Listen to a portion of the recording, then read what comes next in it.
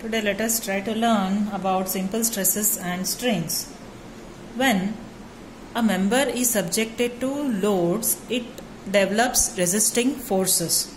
Okay, so the stress at any point, it can be defined as the resistance developed per unit area. What it means? Suppose I am taking a square area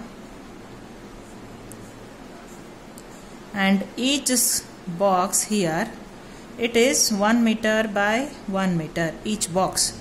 Okay, so the stress is the amount of load applied per unit area per meter square. So the unit of stress is Newton per mm square, and also it can be represented in kilonewton per mm square or Newton per mm square or meganewton per meter square. Okay, 1 megapascal, generally the unit of stress is written as 1 Newton per mm square. Okay, 1 megapascal is nothing but 1 into 10 to the power 6 Newton per meter square, and we know that 1 meter is 1000 mm. Okay, so it is 1 Newton per mm square. Now the simple stresses, it can be classified into normal stress as well as the shear stress. Okay, so normal stress means what? Suppose I am taking a body, okay, and perpendicular to it I am applying a force. Okay, this body perpendicular to this surface I am applying a force. Okay, it is called as the normal stress. Okay, then the normal stress, again it is classified into tensile stresses and compressive stresses. Okay, suppose I am taking this body and there is a force applied away from this surfaces. Okay, like this, away. Okay, and it is pulled. Okay, this pulling, the stress caused by this pulling force, equal forces on either side of this object. Okay, it is called as the tensile stress. And if the force applied, equal force applied on either side is pushing this object, okay, like this, then it will cause the compressive stress. Okay, in tensile stress the body will be elongated, and in compressive stress the body will be shortened. Okay, so these are the two types of normal stresses. Then what is a shear stress? Shear stress means, suppose we are taking any object. Okay, suppose I am taking a paper like this, any paper. Okay, and parallel to its cross section I am cutting like this. Okay, you can take a thread as well. Okay, so if I am cutting it parallel to its cross section, then it is causing shear stress. Shear stress is always parallel to the cross section of the body. Okay, next, strain. Okay, strain means the change in length by the original length. There are two types of strains. Okay, linear strain and lateral strain. Okay, let me take example of this mask. Okay, I am trying to pull this one.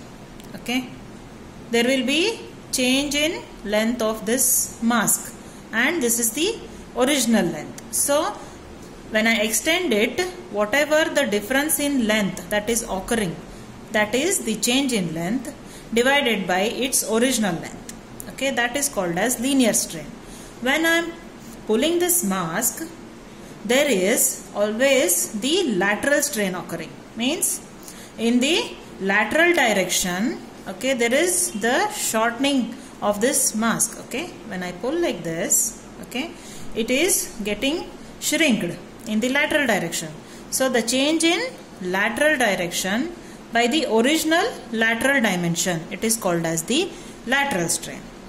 Okay, so these are the various types of strains. Next, stress is, the equation is given as the load by area, and strain is given as the change in length by the original length. Okay, now what is Hooke's law? Okay, within the elastic limit always the stress is proportional to strain. Okay, that is called as the Hooke's law.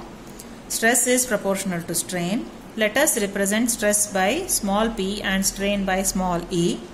Okay, so P equal to capital E into small e. Here this capital E is nothing but the constant of proportionality of the material. It is known as the modulus of elasticity or the Young's modulus. Okay, so it is given as stress by strain. E is equal to stress by strain. Then stress is P by strain is E. Okay, then stress is P by A and strain is delta by L. Okay, so taking L to the numerator, PL by A delta E equal to. So shifting this delta on other side of equation, taking E here in the denominator, we get delta equal to PL by AE. This is nothing but the extension or shortening of a bar. Okay, whenever the force is applied on any object, either it gets extended or it gets shortened. So that change in length can be calculated by this equation, delta equal to PL by AE. This is very important equation. Okay, if you want, you can take the screenshot now. Okay, then let us solve an example, okay, of a circular rod of diameter 30 mm and 600 mm long. It is subjected to a tensile force, means a pulling force, okay, of 50 kilonewton. The modulus of elasticity for steel may be taken as 200 kilonewton per mm square. So they have asked us to find the stress, strain and elongation of the bar due to this applied load.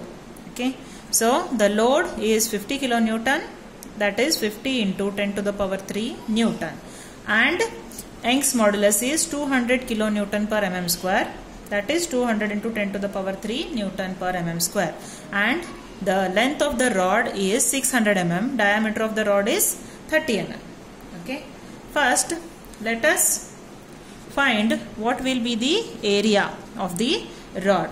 So the area is pi d square by 4 because it is a circular rod. Okay, pi into the diameter is 30 square by 4.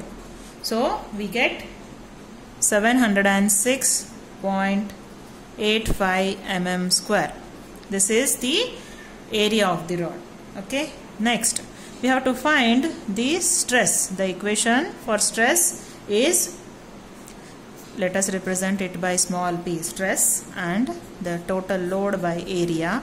The force is 50 kilonewton, 50 into 10 to the power 3 divided by area is 706.85. So we get 70.73 Newton per mm square. This is the stress. Next we have to calculate strain, that is represented by small e.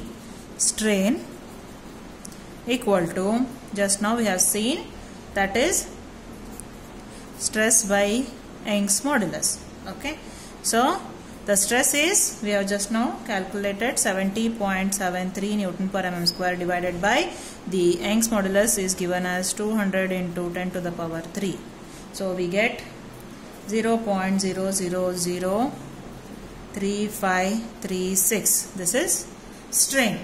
Okay, always there is no unit for strain because it is the change in length by original length. Okay, so after this they have asked us to find the elongation. Now we have found this is the stress, then this is strain. Now we have to find the elongation of the bar due to applied load. So the equation for determining the elongation of the bar is delta equal to elongation, delta equal to PL by AE.